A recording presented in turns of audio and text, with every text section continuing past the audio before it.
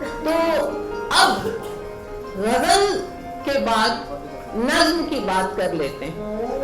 نظم کا شابدک معنی موتیوں کو دھاگے میں پرونا ہے. یہ صرف انگریزی کے شعری ادب میں بہت پہلے سے، کافی پہلے سے موجود تھی.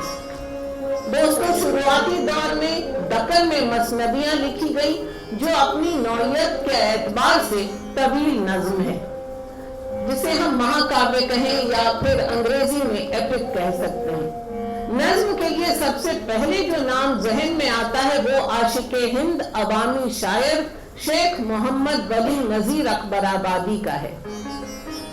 بطور شاعر اگر نذیر اکبر آبادی نے عید الفطر، حضرت شیخ سلیم چشتی اور معجزۂ حضرت علی کی مدح سرائی کی، تو دوسری طرف انہوں نے نانک شاہ گرو، کنہیا جی کا بالپن، مہادیو جی کا بیاہ پر بھی عقیدت کے قلم چلائے. خوانچے والے، مٹھائی والے، ریچھ کا تماشا دکھانے والے سب ان کے قلم سے فیضیاب ہوئے. اگر نذیر اکبر آبادی صنف نظم کے جنک ہیں تو محمد الطاف حسین حالی اور مولوی محمد حسین آزاد اس ودھا کے علم بردار تھے.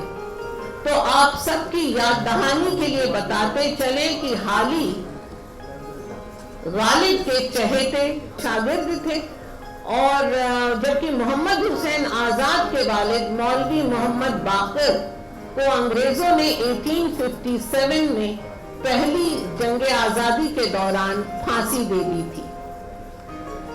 اردو صحافت کی یہ پہلی شہادت تھی. آزاد نے 1866 میں انجمن پنجاب لاہور میں ملازمت کی. اس کے پرنسپل تھے اور فاؤنڈر بھی پروفیسر جی ڈبلیو لائٹنر. یہیں سے آزاد اور حالی نے شاعری میں آدھونکتا کی مہم چلائی.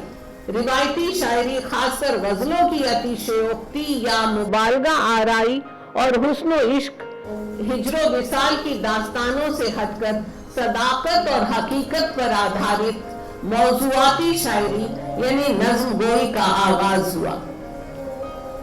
اسی کے ساتھ ہندوستانی شاعری کا تعارف ویسٹرن پوئٹری سے ہوا اور ابتدا ہوئی ایک نئی تحریک کی. This was the turning point towards natural poetry, an approach influenced by English literature. طرحی اور غیر طرحی مشاعروں کی جگہ ٹاپک یا عنوان دے کر نظم کی محفلوں یعنی مناظموں کا رواج شروع ہوا. 30 جون 1874 کو لاہور میں اردو انجمن کے زیر اہتمام پہلی بار مناظمہ منعقد کیا گیا، جس کا ٹاپک تھا زمستان یعنی موسم سرما یا ونٹر سیزن. یہاں حالی نے اپنی نظم برقع رت پڑھی اور محمد حسین آزاد نے نظم شب قدر پڑھی. یہ طویل نظم ہے تو بس ذکر ہے. سر سید احمد خان نے بھی اس نئی صنف کے لیے دونوں کی حمایت اور حوصلہ افزائی کی.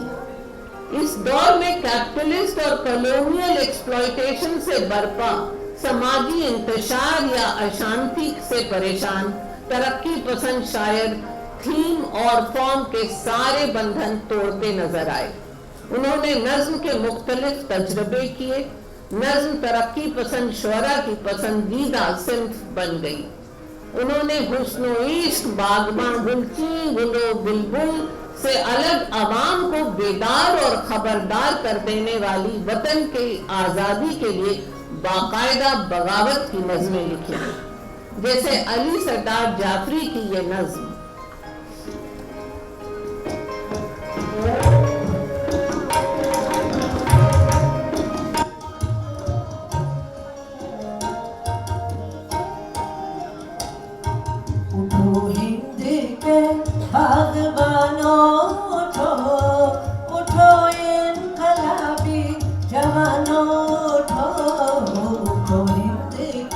باغبانوں اٹھو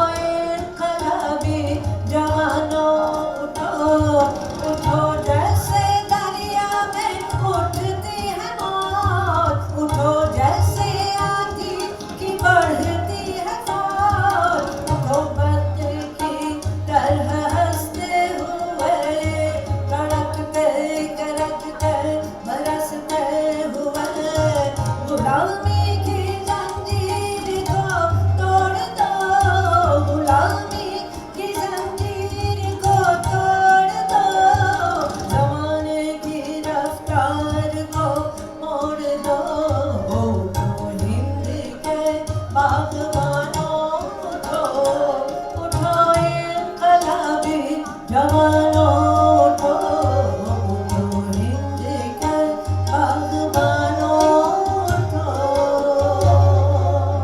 19वीं सदी के आखिरी अशरों के दौरान पैदा हुई ये सिंफ सुखन धीरे धीरे पूरी तरह कायम और कामयाब होती गई। नज़्म रदीफ, काफिया, बहर और औज़ान की पाबंदी होती भी है और नहीं भी होती। इस सिंफ को हम आम तौर पर 3 हिस्सों में बांट सकते हैं। पहली है पाबंद नज़्म। रदीफ, काफिया, बहर और वज़न की पाबंदी के साथ कही जाने वाली नज़्म पाबंद नज़्म कहलाती है। मसलन अल्लामा इकबाल की ये नज़्म।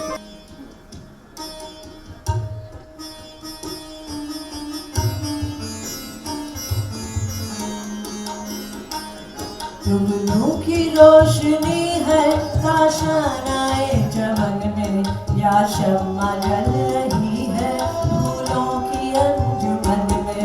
आया है आसमां से उड़कर कोई सितारा, या जान पड़ गई है महताब की किरण में। या शब की सल्तनत में दिन का सफीर आया, या शब की सल्तनत में दिन का सफीर आया। गुरबत में आगे चमका गुमनाम था वतन में। वहाँ कोई गिरा है महताब की क़बा का, ज़रा है या नुमाया सूरज के पैरहन में। उसने कदीम की पोशीदा ये झलक थी, उसने कदीम की पोशीदा ये झलक थी। ले आई जिसको कुदरत खलवत से अंजुमन में। छोटे से चांद में है जुल्मत भी रोशनी भी, छोटे से चांद में है जुल्मत भी रोशनी भी। निकला कभी गहन से आया कभी गहन में, निकला कभी गहन से आया